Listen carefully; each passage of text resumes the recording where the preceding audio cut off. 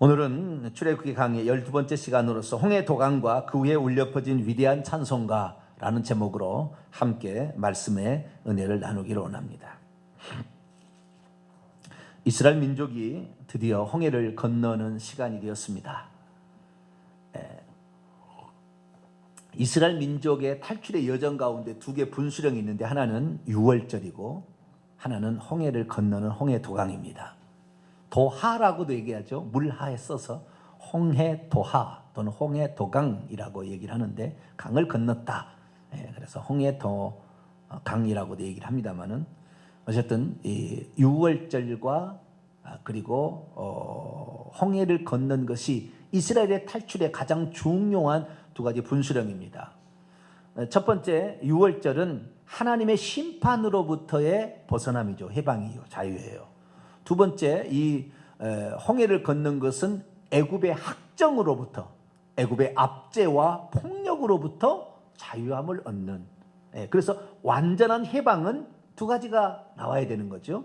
하나님의 심판으로부터 나와야 되고 뿐만 아니라 세상 마귀 귀신 이런 것들을 상징하는 애굽 왕 바로와 그의 군대로부터 나와야 됩니다. 그러니까 우리가 이 세상에서 우리가 이겨내야 될 것은 하나님의 심판을 이겨내기 위해서 우리가 필요한 것이 예수 그리스도 유월절 양을 붙드는 거예요. 할렐루야. 우리가 언젠가 하나님의 심판 때문에 있을 거 아닙니까? 그때 하나님 심판이 많은데 그때는 심판주로서 예수님이 오시는데 그때 하나님께 심판을 받아 지옥 가면 모든 인생은 물거품이라 그 말이죠.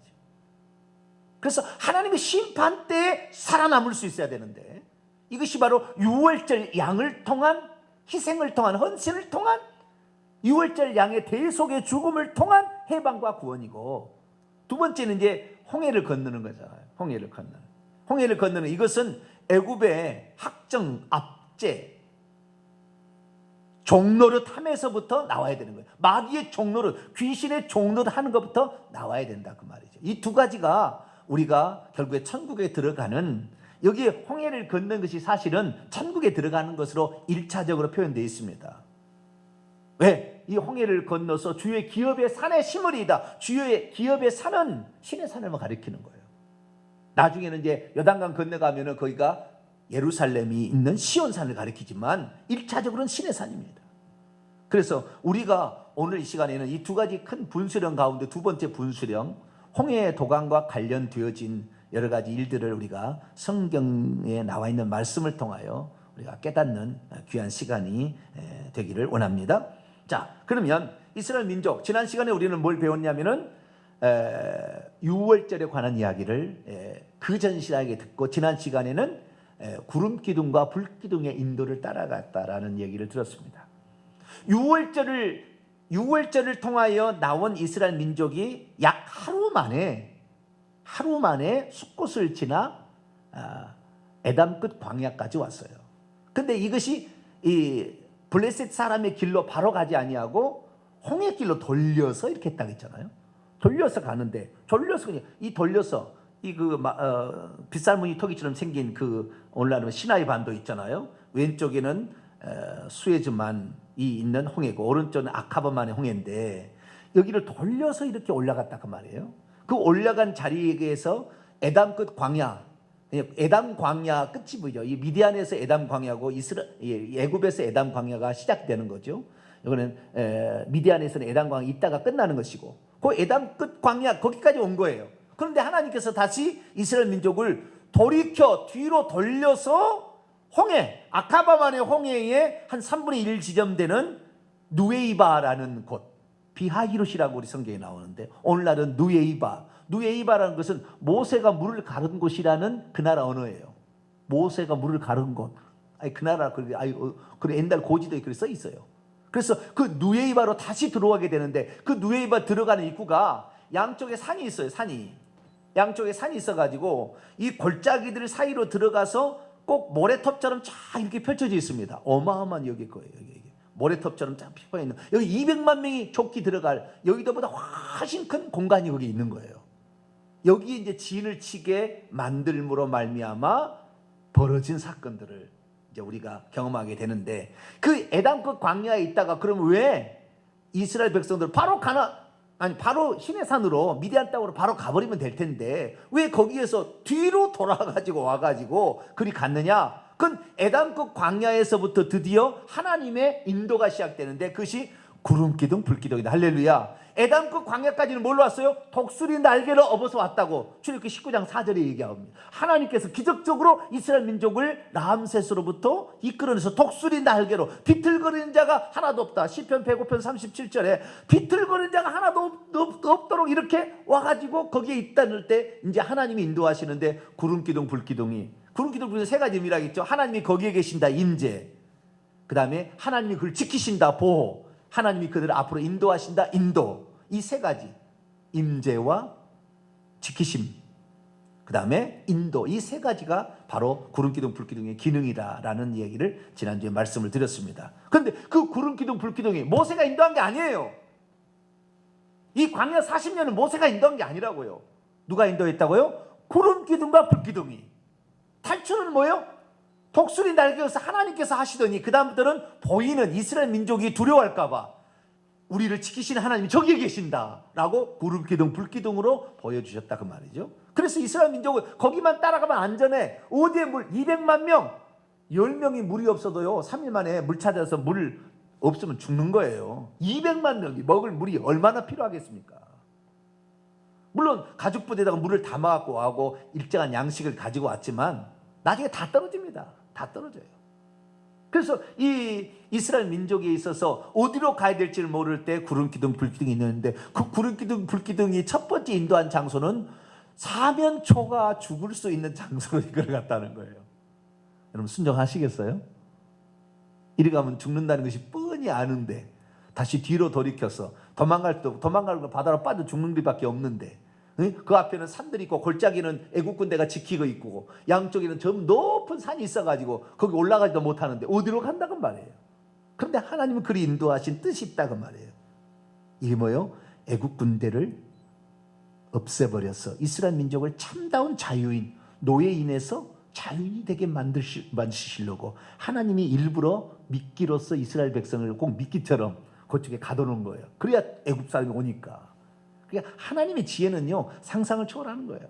자, 그러면 이 비하이로스로 갔던 그 이야기를 이제 하나씩 살펴보도록 나가죠. 자, 출애굽기 14장 1절입니다. 여호와께서 모세에게 말씀하여 이르시되 이스라엘 자손에게 명령하여 돌이켜. 이게 뭐라고요? 돌이켜. 다시 거꾸로 뒤돌아간다는 말. 거꾸로 뒤돌아서 바다. 이 바다라는 것은 홍해를 가리키는 거예요. 홍해. 바다와 믹돌 사이. 믹돌이라는 것은 그 망대라는 뜻입니다. 망대. 그러니까 애굽의 나라가 이 아카바만에까지 여기 애굽 땅이었거든요. 저쪽에서부터 애굽 땅인데 그래서 망대를 군데군데 세운 거예요. 왜? 마지막 끝이니 국경선이니까. 아시겠죠? 그래서 그 믹돌 사이에 비하히롯. 비는 피라고 그랬죠. 피는 입, 이런 마우스라는 뜻입니다. 입고 꼭 입처럼 생겼어요. 거기가. 예, 하히롯이라는 골짜기입니다. 그래서 골짜기들의 입구, 곧 바알스본 맞은편. 이 홍해를 건너서 미디안 땅에 가면 미디안 땅의 이름은 바알스본이에요. 바알스본.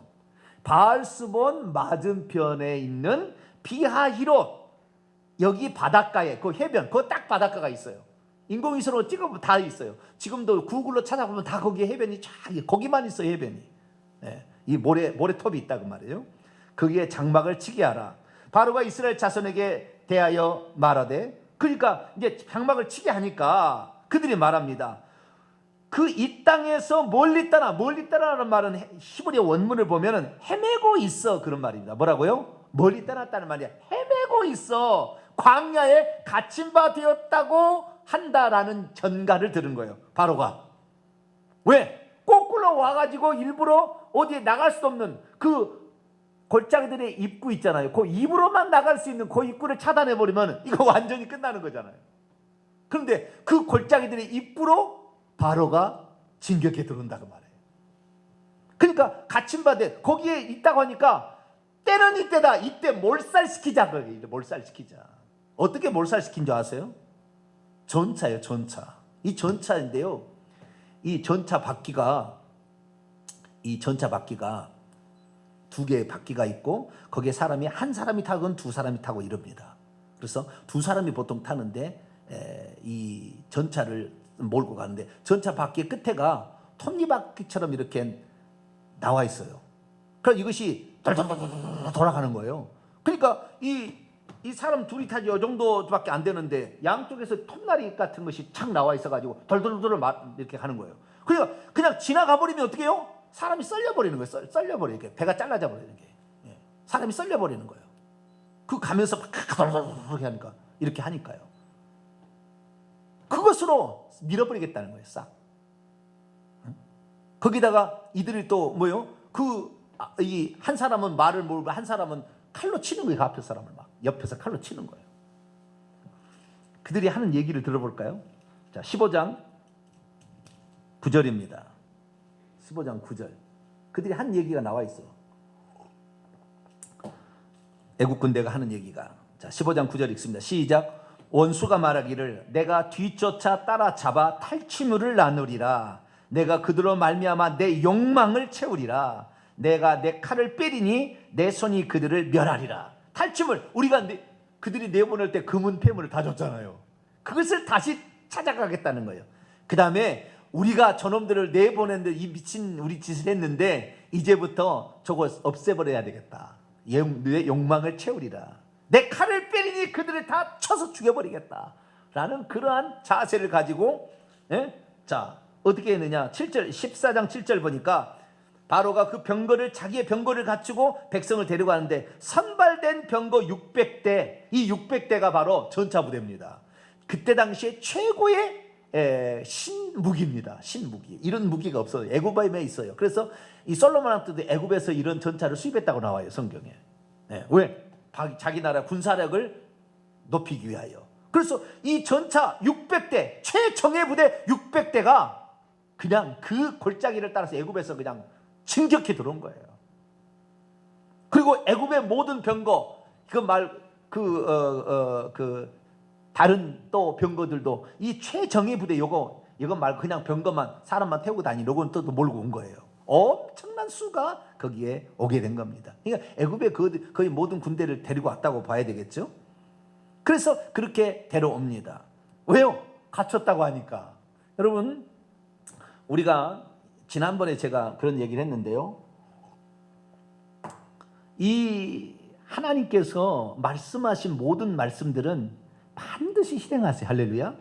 반드시 실행하시는데 우리의 생각으로 아닌 것처럼 보이는 부분이 있거든요. 우리가 아닌 것처럼 보이는 부분인데 그 아닌 것처럼 보이는 부분은 우리가 미처 생각지 못한 것이지 하나님께서는 그 말씀을 그대로 안 이루시는 게 아니에요. 하나님께서는 이스라엘 민족을 처음에 어떻게 하려고 했느냐. 이 세 가지를 하려고 그랬어요. 이 세 가지를 하려고 이스라엘 민족을 애굽에서 끌어내는 거예요. 첫째는 광야에서 나를 섬기게 하겠다. 뭐 하겠다? 섬기게. 이 섬긴다는 말은 예배한다는 말. 절하게 한다. 예배한. 나를 광야에서 섬기게 하기라. 이스라엘 백성으로 하여금 광야에 나와서 나를 섬기게 하라. 왜? 애굽 땅에서는 우상을 섬기고 송아지 우상을 섬기고 사니까. 애굽 땅에 살았을 때 430년 거의 모두가 다 지옥 갔어요. 그들은 유대인이었, 혈통적으로 유대인이 아니죠. 그때는 아직 유다 나라가 아니었어요. 히브리인들이었지만, 히브리인들, 아브라함의 후손이었지만 다 지옥 갔어요. 왜? 우상을 섬기고 살았으니까. 어떻게 하느냐? 나중에 출애굽기 32장에 가니까 모세가 율법 받으러 시내산에 올라갔는데 우리를 인도할 신을 만들자. 그리고 만든 게 뭐예요? 송아지 우상을 만들었어요. 그들이 평소 때 섬기던 신을 만든 거예요.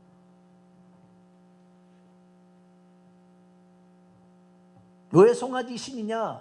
아마 그들은 목축업을 했기 때문에 이스라엘 민족은 목축업을 이 비돔성 람세성 그 델타 나일강 삼각주에서 거기서 이 소를 키웠잖아요. 그러니까 소신을 하나님이라고 생각했던 것 같아요. 어쨌든 이 신을 그렇게 우상을 숭배했던 그들이 더 이상의 우상을 섬겨서는 천국 못 가니까 이제는 살아계신 하나님, 할렐루야, 여호와 하나님만 섬기게 하려고 이스라엘 백성을 이끌어낸 거예요. 또 하나는 내 백성이 광야에서 내게 절기를 지키게 하리라. 그리고 말했어요. 자, 출애굽기 5장을 볼까요? 출애굽기 5장 1절을 한번 읽어봅시다. 5장 1절 시작. 그 후에 모세와 아론이 바로에게 가서 이르되 이스라엘의 하나님 여호와께서 이렇게 말씀하시기를 내 백성을 보내라. 그러면 그들이 광야에서 내 앞에 절기를 지킬 것이라. 이 절기를 지킨다는 말의 그 동사는 하가그입니다. 하가그. 하그라는 것은 절기고 하가그는 절기를 지키다는 거예요. 하가그, 절기를 지키다는 말인데 하가그라는 말은 원래 댄스라는 말이에요.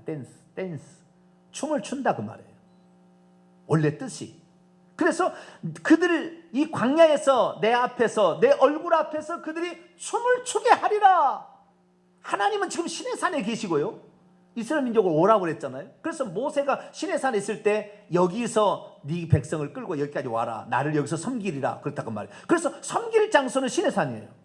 그런데 이 섬길 장소 시내산인데 이 섬기게 하리라 그럴 때 어떻게 섬기냐? 춤을 추며 섬기게 한다. 그 하나님의 행하신 일을 보고 너무 기뻐서 춤을 추게 할 것이다 그 말이에요. 또 있어요. 세 가지 목적. 하나는 예배 섬기게 하리라. 두 번째는 뭐예요? 춤추게 하리라. 절기를 지키게. 세 번째, 제사를 드리게 하겠다고 그랬어요. 자, 5장 3절을 볼까요?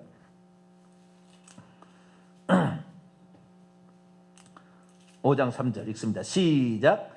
그들이 이르되 히브리인의 하나님이 우리에게 나타나셨은즉 우리가 광야로 사흘길쯤 가서 우리 하나님 여호와께 제사를 드리려 하노니 가도록 허락하소서. 광야로 가는데 며칠 동안 가요? 3일 길을 가서 하나님께 또 제사를 드린다는 말의 원문은 희생제물을 바친다고 말해요. 뭐라고요?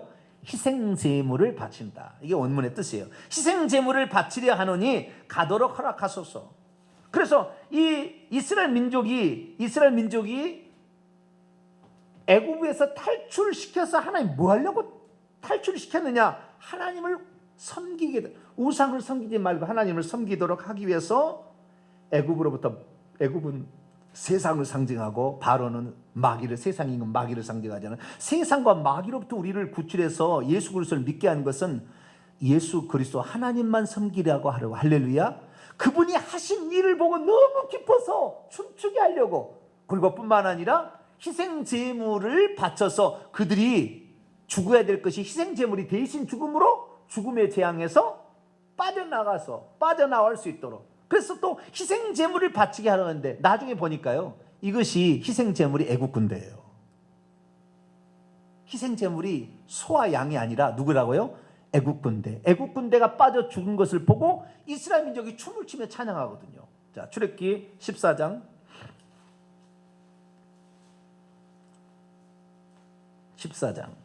15장 넘어가요. 15장. 자, 춤을 추며 노래하는 거, 이것을 절기를 지킨다고 말해요. 15장 1절입니다. 시작.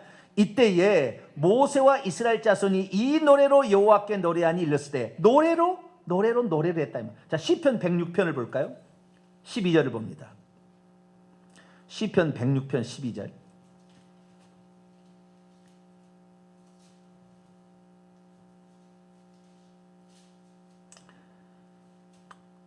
자, 8절부터 12절까지 읽어봅니다. 8절부터 12절. 시편 106편 8절에서 12절까지. 시작.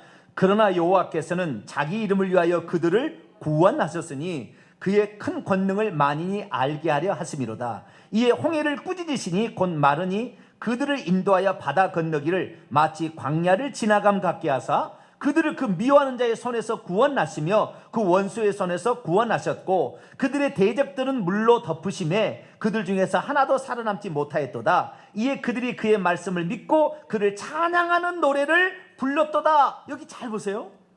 구원을 하나님이 하시는데 구원을 어떻게 하시느냐? 애굽에서 빠져나오는 것은 하나님의 심판으로부터 면함이지 애굽 자체의 세력으로부터 면함이 아니라고요.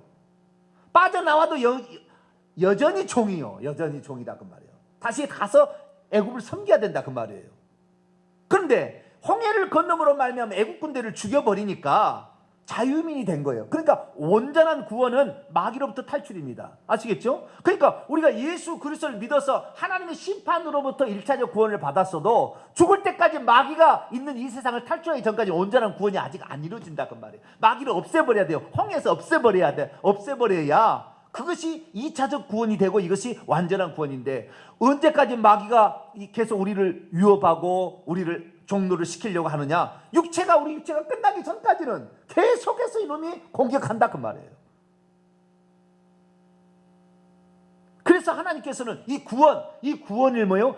이 하나님의 심판으로부터의 구원과 애굽의 세상과 마귀로부터의 구원, 이 두 가지가 합쳐져야 온전한 구원이다. 그래서 주의 기업의 산, 주의 거룩한 초소, 천국을 예표하는 거예요. 거기에다가 인도하겠다 그 말이에요. 자, 출애굽기 15장으로 가봅시다. 그들을 어디로 인도하는가 보고 13절입니다. 15장 13절 읽습니다. 시작. 주의 인자하심으로 주께서 구속하신 백성을 인도하시되 주의 힘으로 그들을 주의 거룩한 초소에 들어가게 한다. 주의 거룩한 초소의 완성은 천국이에요. 1차적인 것은 시내산이고 2차적인 것은 시온산입니다. 그래서 이 하나님께서는 하나님을 섬기는 장소, 하나님을 예배하는 장소, 하나님이 계시는 장소, 그리 데려가려고 우리를 구원하셨으니까 우리가 세상에 살면서 예수 그리스도 믿어서 세상에서 니나 너 잘 먹고 잘 살자, 그 사람 천국 못 가는 거예요. 결국에 우리가 가야 될 장소가 있다 그 말이에요. 우리가 가야 될 장소가.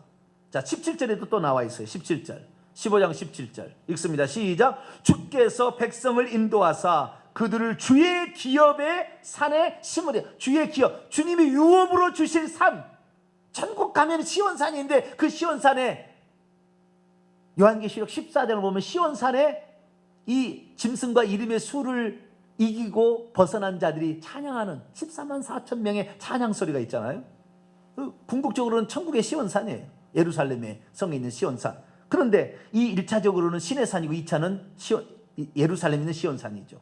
주의 기업의 산에 심으리다. 계속 여호와여 이는 주의 초소를 삼으시려고 예비하신 것이라. 주여 이것이 주의 손으로 세우신 성소, 하나님 계신 장소다. 시내산이 하나님이 계신 장소니까. 근데 이 어떤 영적인 이런 것 어떤 뭡니까? 구원의 과정을 잘 모르니까요. 완전한 걸 모르니까 단 한 개의 주석도 이 주의 거룩한 초소를 시내산이라고 풀지 않아요. 가나안 땅이라고 풀어버리지. 아직 몰라요, 뭔지. 이 성경을 온전히 들어가야 이 뜻이, 어느 누구가 이 홍해에서 잠긴 애국 군대가 희생 제물이라고 생각하겠습니까? 그리고 거기가 3일 만에 왔다고 어떻게 생각해요? 그렇게 얘기 푼 사람이 없다니까요. 그렇게 푼 주석이 없어요. 저처럼 얘기한 사람이 없다니까요. 이건 내가 한 게 아니죠. 하나님께서 때를 따라 돕는 은혜를 주시는데 정확히 볼 수 있는 눈을 저에게 주신 거예요. 하나님이 행하시는 거죠. 하루 만에 에담급 광야에 독수리 날개 업어서 왔어요. 업어서 왔습니다. 구름 기둥으로 하루 만에 다시 어디에요? 바알스본 맞은편 비하이로 왔어요. 다시 하루를 지나서 새벽녘에 바알스본에 도착해서 거기서 춤을 추며 하나님을 찬양한다. 딱 3일 만에 춤을 추며 찬양한다 그 말. 제사를 드렸다 그 말. 제사를. 그리고 거기서 하나님을 비로소 섬기기 시작했다. 자, 14장 마지막 절. 14장 마지막 절 읽습니다. 시작. 이스라엘이 여호와께서 애굽 사람들이 행하신 그 큰 능력을 보았으므로 백성이 여호와를 경외하며 여호와와 그의 종을 믿었더라. 비로소 하나님을 섬기는 자로서 거기에서 완성이 되어진다 그 말이에요. 1차적 완성이죠. 완전한 건 아니니까 세상은. 그래서 이 우리가 그때 전혀 보지 못했던 3일길 가서 희생제물을 바치려 한다라는 말이 실제로 성취가 되었습니다. 할렐루야. 이게 실제로 성취가 된 거예요. 어떤 사람은 3일길이라니까 3일은 완전한 길이다, 완전수다, 또는 부활의 수다, 뭐 여러 가지 풉니다. 그러나 뭐 그것은 상징적인 거, 하나님께서 상징으로 지금 무슨 희생제물을 드린다는 거 아니잖아요. 실제 희생제물을 잡겠다는 거잖아요. 애국 군대가 희생제물을 바칠 줄 누가 알았겠어요, 사람이. 원래 짐승이 그 어떤 희생제물로서 바쳐지지만 원래는 사람이 바쳐야 된다고 노아시대 그랬어. 노아에게. 나중에는 이 희생제물이 짐승이 아니라 사람이 그 죄를 대신해야 된다. 정확히 나와 있습니다. 그래서 우리는 이 성경에 있는 말씀이 얼마나 진실인지 알아야 되는데, 자, 그러면 하나님께서는 지금 이스라엘 민족을 하나님의 심판으로 추출하기 위해서 당신의 어린 양으로, 당신 직접 어린 양으로 오셔서 죽어서 피를 발라서 죽음의 신도 면하게 하고 하나님 심판 면하게 했잖아요. 그 다음에 애굽에 있는, 여기 도망와서 애굽이 여전히 애굽 땅이잖아요. 지금 비하이로 때 애굽 땅입니다. 다 아시겠죠? 홍해를 건너가야지. 애굽 땅인데 여전히 애굽에 있어 세상에 속해 있는 우리들을 구출해서 이끌고 가야 되는데, 이 애국 군대를 어떻게 없애냐 그 말이에요. 어떻게 이 세상에 있는 마귀와 그 귀신들을 어떻게 처단하냐 그 말이에요. 하나님의 지혜로 하는 거예요. 왜? 이스라엘 민족을 지난번에 얘기했잖아요. 아카바만의 홍해 꼭지점에 에시온 게벨이 있어요. 에시온 게벨. 그 점에 올라가서 광야 끝 에담이 있는데 에담까지 왔다가 다시 돌이켜서 3분의 1 지점까지 내려와서 비하히로까지 이동을 시켜서 골짜기 속으로 쏙 밀어가지고 거기다 진을 치게 하니까 애굽 사람들이 그 얘기 들으니까 기회는 이때다. 그래, 기회는 지금 절호의 기회다. 저놈을 죽일 수 있는 절호의 기회다 그 말이에요. 어디 도망치도 못하고 홍해가 있으니 어디 도망치도 못하고 절호의 기회다라고 하나님이 일부러 그 장소를 선택해서 가게 한 거예요. 그러니까 결국에 이 이스라엘 민족이 거기에 들어가서 미끼처럼 보이는 거죠. 어쩌면 좀 나쁘게 얘기하면은. 그러나 그것이 마귀를 때려잡는 하나님의 지혜다 그 말이에요. 여러분, 그래서요, 홍해는 이제 좀 더 설명하겠습니다만은 홍해를 이스라엘 백성이 건넜다는 것은 세례를 상징합니다. 세례.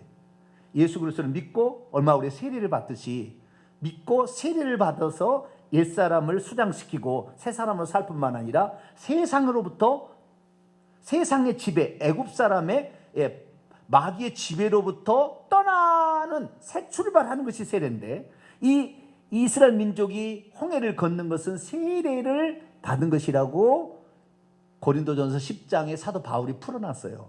영적으로 해석을 해놨어요. 그래서 이 세례를 상징하는 것인데, 이 세례를 통하여서 하나님께서 행하신 일들 가운데 다른 중요한 사항이 뭐냐면, 그렇게 함으로 사단 마귀를 때려잡는 거예요. 그것이. 그러면 어떻게 때려잡느냐? 그래서 한편으로는 이 사도 바울은 그것을 세례라고 풀었어요. 우선 거기를 볼까요? 고린도전서 10장을 볼까요? 고린도전서 10장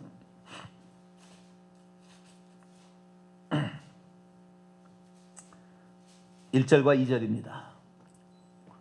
고린도서 10장 1절 2절입니다. 시작. 형제들아, 나는 너희가 알지 못하기를 원하지 아니하노니 우리 조상들이 다 구름 아래에 있고 바다 가운데로 지나며, 구름 아래는 구름 기둥이고 바다 가운데를 지나는 홍해를 건너간 거예요. 그 다음에 모세에게 속하여 다 구름과 바다에서 세례를 받고, 구름은 제가 지난번에 얘기했지만 구름은 다른 별로 표현한다면 성령으로도 푼다고 그랬죠. 하나님 말씀으로도 푼다. 구름 기둥, 불 기둥이, 그렇죠? 성령 세례와 물 세례를 말하는 거예요. 아시겠죠? 우리 구원을 받으려면 성령 세례와 물 세례를 받는 거예요. 그런데 이 바다에서 세례를 받았다라는 말이 있지만, 다른 한편으로 이 출애굽기에 있는 현장 속으로 들어가 보면은 마귀를 때려잡는 수단이 홍해예요. 우리는 세례 받는 거죠. 애굽 생활을 끝내고 새 사람이 시작되는, 옛사람을 장사 지내고 새 사람으로 출발하게 하는 이 그런 거예요. 그러니까 이 의미는 영락없이 십자가의 의미예요. 우리가 과거에는 내 마음대로 살았다 십자가에 못 박아서 나를 죽이고 새 사람으로 사는 것이 있듯이, 형식적으로는 뭐예요? 세례라는 것을 통해서 설명하고 있지만 실제 내용은 십자가에 자기의 못을 박아서 죽이는 일을 하는 것인데, 이 죄된 육신을 못을 박는 일을 하니까 죄된 본성을 가지고 있는 마귀를 때려잡는 것이니까 결국 십자가입니다. 이 홍해는 십자가를 가리키는 거예요. 십자가에서 마귀를 때려잡았거든요, 주님이. 자, 골로새서 2장을 볼까요?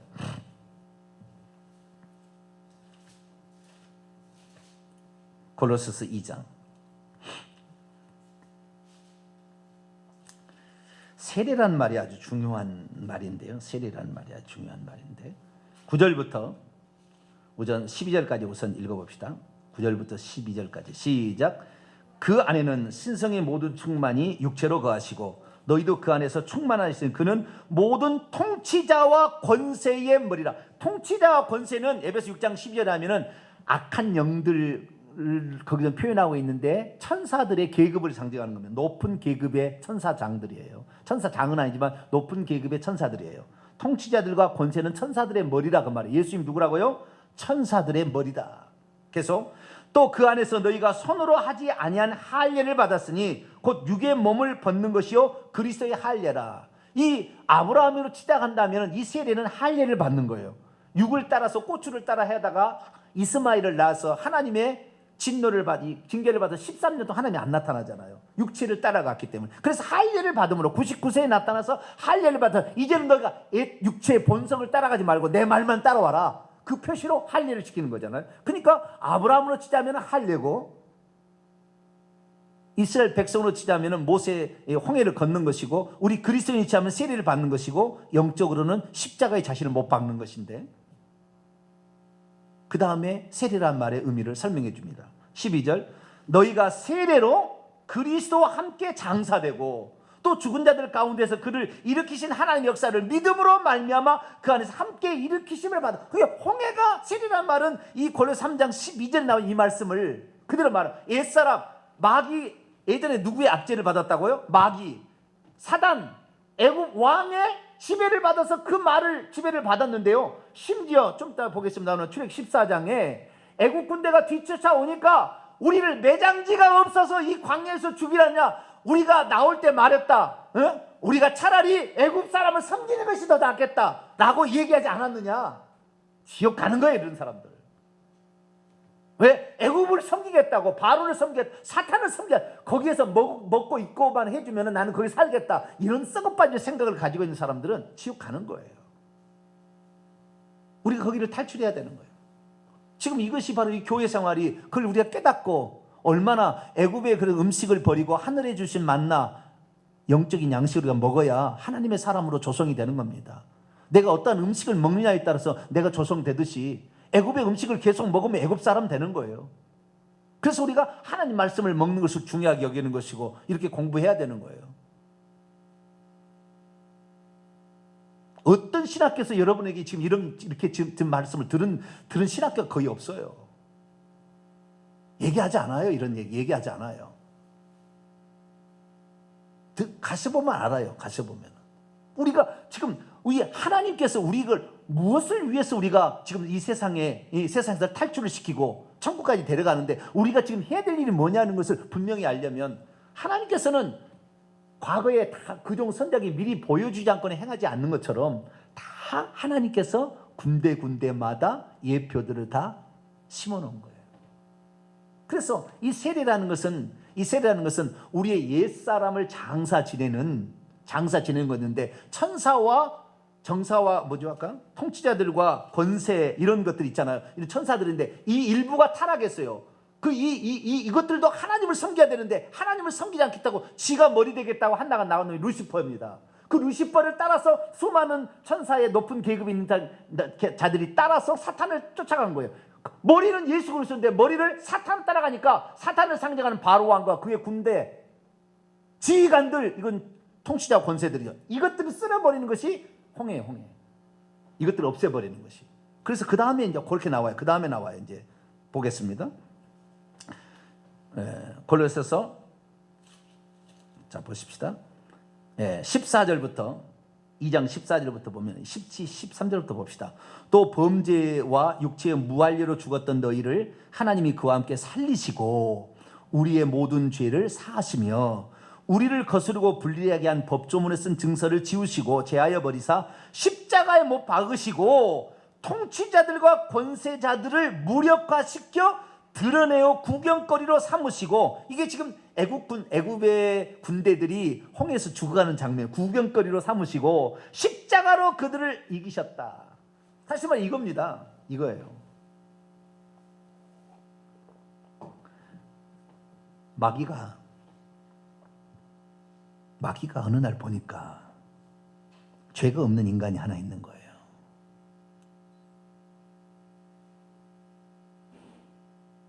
어떻게 알았느냐? 마귀는 잘 몰랐어요. 마귀는 전능하지 않거든요. 그런데 세례 요한이 보라, 세상 죄를 지고 하는 하나님의 어린 양이다, 하나님의 아들이다 라고 얘기를 한 거예요. 마귀가 그 소리를 들었어.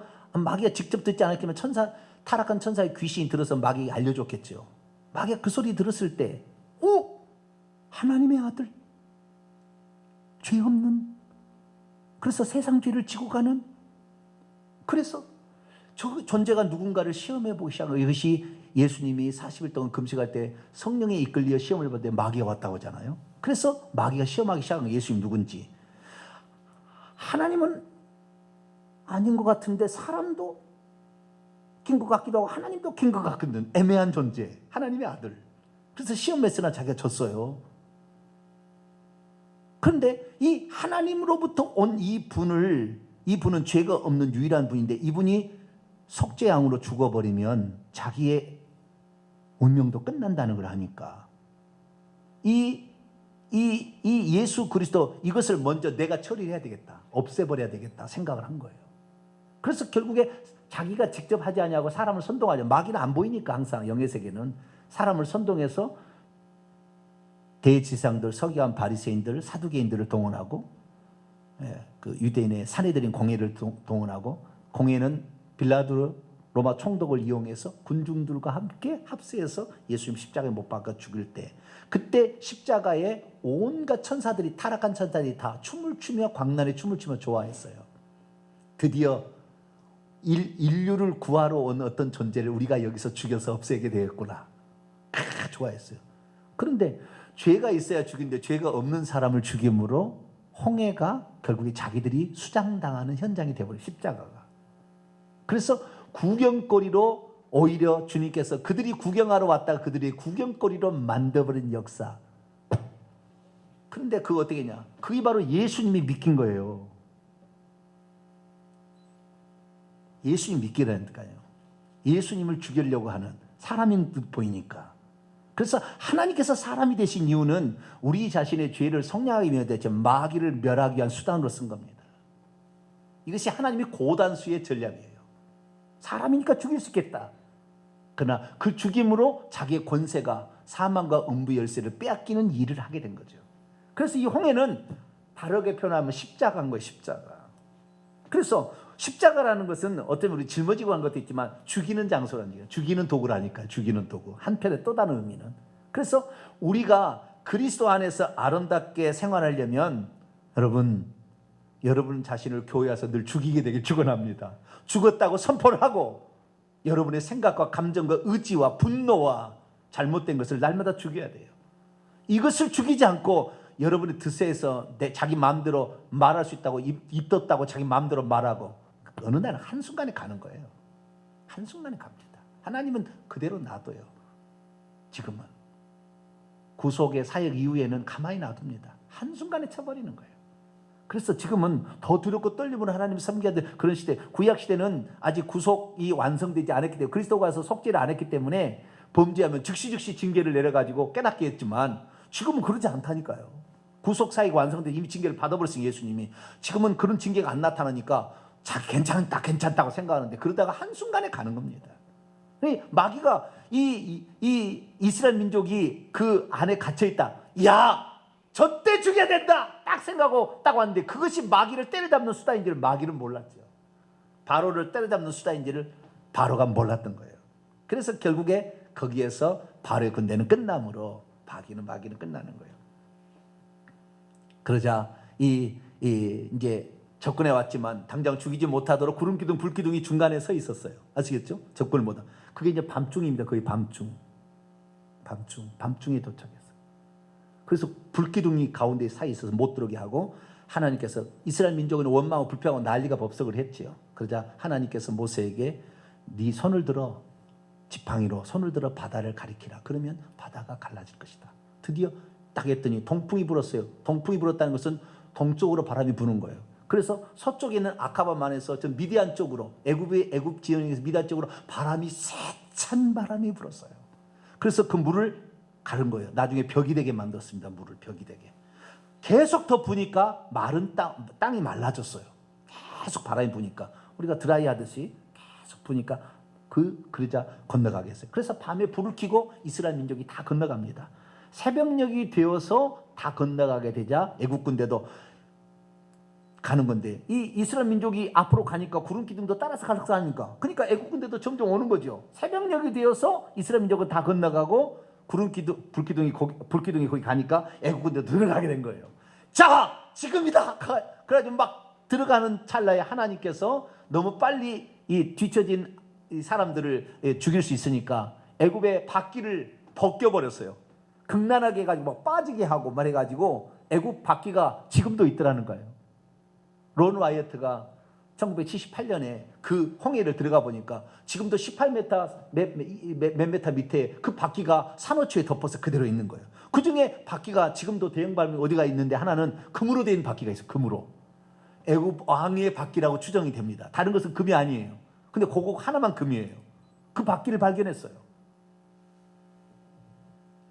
그런데도 여기 누에이바 여기가 아니라고 우기는 히브리 신학자들 보면 참 대단해요. 어쨌든 그 홍해 이 바퀴가 막 하니까 이 애굽인들이 생각했어요. 하나님이 우리를 치시는구나. 큰일 났다. 다시 도망가자. 그리고 기술을 돌렸어요. 가다가 막 빠지니까 하나님이 우리를 친다.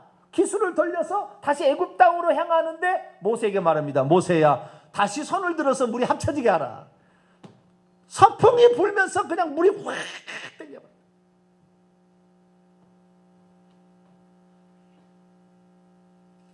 결국에 이 홍해에 있는 모든 애국 군대는 빠져 죽고 말았습니다. 그런데 그 구름기둥 불기둥이 뭔가 봤더니 하나님의 천사가 거기에서 일하고 있었어요. 하나님께서 다 일하는 게 아니라 천사를 시켜서 일하는 거지요. 전지전능자가. 그래서 애국 군대가 다 빠져 죽을 자 모세가 노래를 하는 거예요. 그것이 15장 1절입니다. 15장 1절입니다. 이에 모세와 이스라엘 자손이 절기를 지키는 거 이제. 야, 하나님이 행하신 위대한 일을 보라 이거죠. 위대한 일을 보라. 얼마나 많이 왔으면은 그 홍해가요 길이가 총 얼마나 되냐면 18km입니다.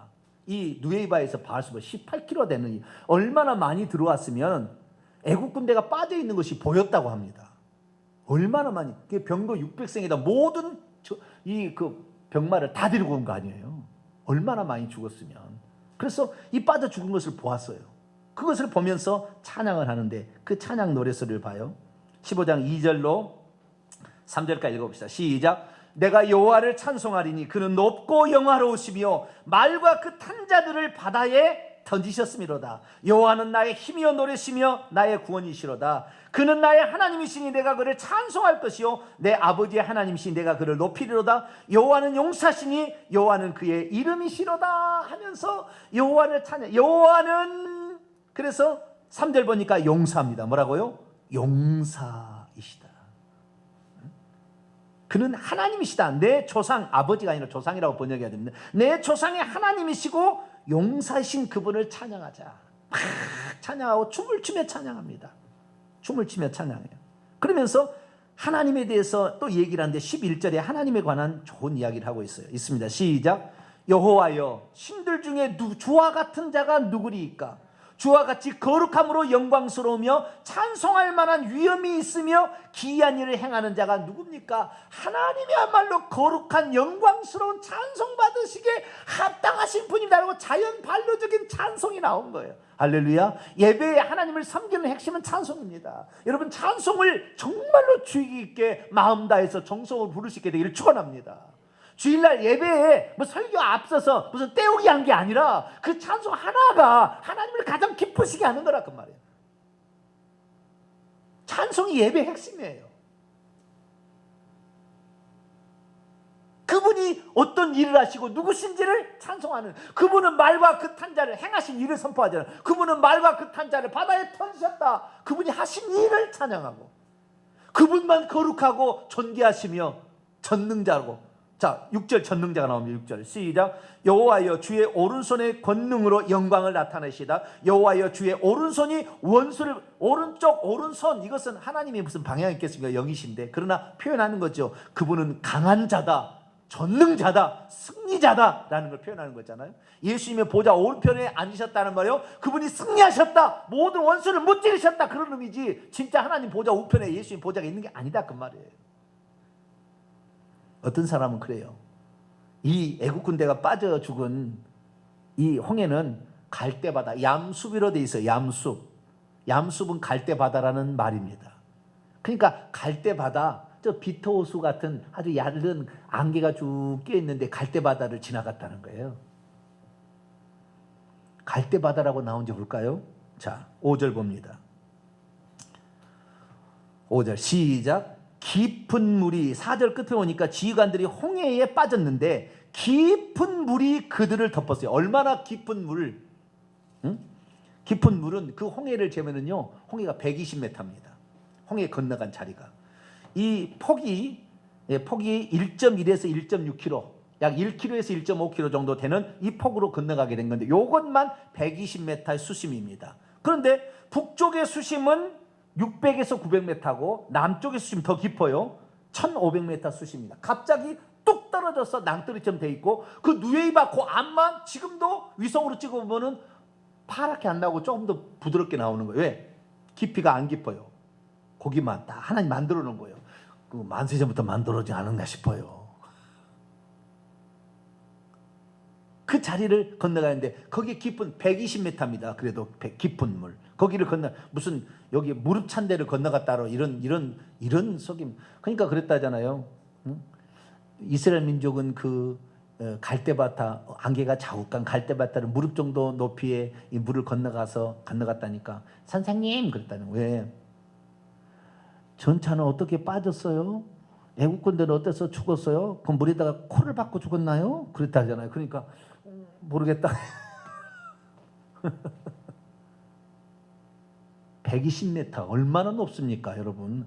아파트가 120m 되면 얼마나 높겠어요? 한번 생각해 보세요. 깊은 물입니다. 8절입니다. 8절. 15장 8절 시작. 주의 콧김에 물이 쌓이되 파도가 언덕같이 일어서고 큰 물이 바다 가운데 뒤엉켰다 이 말. 10절 시작. 주께서 바람을 일으키심에 바다가 그들을 덮으니 그들이 거센 물에 납처럼 잠겼다. 지금 이것이 지금 요 물가 건너간 겁니까 지금? 성경 그렇게 얘기하지 않아요. 자기 마음대로 해석하면 안 돼요. 자유주의적인 해석자가 그렇게 해석을 하는데, 왜? 이 홍해를 몰랐으니까. 과거에 저 비터워스 그냥 무릎 찬 그런 갈 때마다 거기 지나간 줄 알았으니까. 옛날 아카바만 쪽에 형이라고 생각했으니까 그런 생각이 나온 거예요. 얼마나 그 놀라운 이 사실을 얼마나 뛰어났으면 이렇게 얘기합니다. 14, 15절입니다. 여러 나라가 듣고 블레셋 주민이 두려움에 사로잡히고 에돔 두령들은 놀라며 모압 영웅들이 떨림에 잡히고 가나안 주변의 모든 나라들이 그 소식을 들을 때 낙담하여서, 아주 나중에 그러잖아요. 여리고성 정복할 때 낙담했다고 그러잖아요. 그 소식을 듣고. 그래서 이 여리고성의 기생 라합은 우리는 저 민족이 쳐들어오면 살 수가 없다. 빨리 항복하자. 살 수 있는 방법이 뭐냐? 그래서 정탐꾼을 살려줘서 정탐꾼 살려줄 테니까, 내가 목숨 걸고 살려줄 테니까 나중에 이 성이 멸망할 때 우리 가족을 살려주셔. 이게 기생 라합이잖아요. 결국 이스라엘 민족은 거기를 건너오는데, 이 건너오는 장면이 제가 처음에 그랬잖아요. 이 건너가는 것이 완전한 구원의 예표다. 애굽만 나오는 것은 심판으로부터 탈출하는 것뿐이지만, 하나님의 심판으로부터 애굽 마귀로부터 탈출해야 완전한 탈출인데, 마귀로부터 탈출하면 천국 가는 거예요. 할렐루야. 그러니까 여기가 완전한 구원의 예표입니다. 그러면 그것을 어떻게 알 수 있느냐? 요한계시록에 그 얘기를 해주고 있어서 알아요. 요한계시록 강해를 제대로 한 사람들은 이 얘기가 그 얘기라는 것을 연결을 지을 수가 있겠죠. 자, 요한계시록 15장입니다. 다 왔습니다. 이제 오늘. 성경은 처음과 끝과 한 분 하나님이 지었기 때문에 다 통하게 돼 있어요. 그러니까 이 성경을 창세부터 요한계시록 한눈에 볼 수 있어야 돼요. 그래야 모든 게 다 해결이 되는 거예요. 해석이. 틀리지 않는 해석이 되는 거예요. 자, 15장 2절 4절까지 읽습니다. 2절부터 4절 시작. 또 내가 보니 불이 섞인 유리바다 같은 것이 있고 짐승과 그의 우상과 그의 이름의 수를 이기고 벗어난 자들이 유리바닷가에 서서 하나님의 검은 고를 가지고 하나님의 종 모세의 노래 어린 양의 노래를 불렀다. 자, 여기에 인도자 모세는 어린 양을 예표하는 것이고, 모세의 인도를 따라 홍해를 건넌 것은 어린 양의 인도를 따라 짐승과 그의 우상, 사단 마귀로부터 불이 섞인 그 고난과 역경을 통과해서 거기에서 승리한 자들이 하나님께 노래를 하는 것이 모세의 노래가 곧 어린 양의 노래다. 다시 말해, 이들은 지금 천국에 들어갔다 그 말이에요. 천국에 들어가서 그 노래를 하는 거예요. 짐승과 그 예수를. 그러니까 이 신의 산은 1차적으로 천국을 상징하는 거예요. 여기서 따온 거예요. 제가 지금 이 해석을, 아무도 이런 해석을 하지 않지만 요한계시 나오는데 이걸 따라서 지금 제가 말씀을 드리는 거예요. 그때 찬양 소리를 같이 읽어봅시다. 시작. 주 하나님 곧 전능하신 이시여 하시는 일이 크고 놀라우시도다. 만국의 왕이시여 주의 길이 의롭고 참되시도다. 주여 누가 주의 이름을 두려워하지 아니하며 영화롭게 하지 않으하오리까. 오직 주만 거룩하시니이다. 주의 의로우신 일이 나타나셨음에 만국이 가서 주께 경배하려 하더라 하면 3절 4절 말씀은 출애굽기 15장의 노래를 압축해서 딱 구두로 만든 거예요. 정확히 보세요. 다 집에 가서 다시 다 읽어봐요. 그분의 하신 그 위대한 일, 주만 거룩하신, 위엄 있고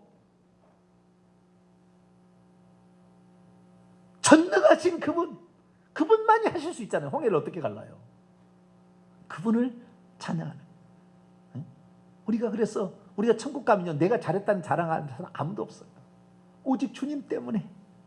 주님이 우리를, 주님이 어린 양 되셔서 피를 발라주셔서 대신 죽어서 우리가 살아난 것이고, 마귀로부터 탈출한 건 주님의 은혜로 된 거지, 우리가 한다고 해서 열심히 한다, 이거 자랑할 수 없어요. 하나님이 우리를 위하여 행하신 일입니다. 그렇게 하자 이제 그 건너와서 그렇게 모세와 이스라엘 백성이 찬양을 합니다. 그때 찬양의 선두자가 누구였느냐? 자, 출애굽기 15장 20절에 왔습니다. 이제 찬양의 선두자가 아론의 누이 선지자 미안, 찬양의 선두자는 모세였고, 이스라엘 백성이 할 때 춤을 춘 사람이 있었어요. 춤을 춘 사람. 지금 춤에 관한 이야기입니다. 아론의 누이 선지자 미리암이 손에 소고를 잡아, 작은 북을 잡음에 모든 여인들도 그녀를 따라서 나와서 소고를 잡고 춤을 췄어요. 여인들이 춤을 췄습니다. 그러자 미리암이 그들에게 화답하여, 그녀들입니다. 그녀들에게, 그 모든 여인들이죠. 그녀들에게 화답하여 말하기를 너희는 여호와를 찬송하라. 그는 높고 영화로우시며 말과 끝한 자를 바다에 던지셨음이로다. 그러면서 모세가 부른 그 노래를 신학교 가서 배우니까요, 거꾸로 얘기하더라고요. 미리암의 얘기를 모세가 듣고 시로 썼을 것이다, 이렇게 거꾸로 가르치더라고요. 신학교 가니까 구약학 교수가. 근데 여기는 그렇게 나오지 않아요. 자기 편할 대로 해석을 하는데, 어쨌든 자유주의적으로 가지 말고 성경대로 모세가 그 노래를 부르니까, 모세의 그 노래를 듣고 선지자가, 여선지자인 미리암이 춤을 추면서 다시 한번 그분의 위대하심을 찬양. 우리도 하나님이 하신 일을 또 주일에 와서 또 찬양, 할렐루야, 또 이렇게 찬양하며 이렇게 기뻐서, 이것이 바로 절기를 지키는 거였고, 이것이 바로 희생 제물을, 애국 군대를 바치는 거였고, 이것이 하나님을 섬기는 거예요. 기쁨이 충만한, 우리도 그런 예배를 드리게 되길 축원합니다. 기도하겠습니다. 거룩하신 하나님, 감사합니다. 이스라엘 민족이 홍해를 걷는 것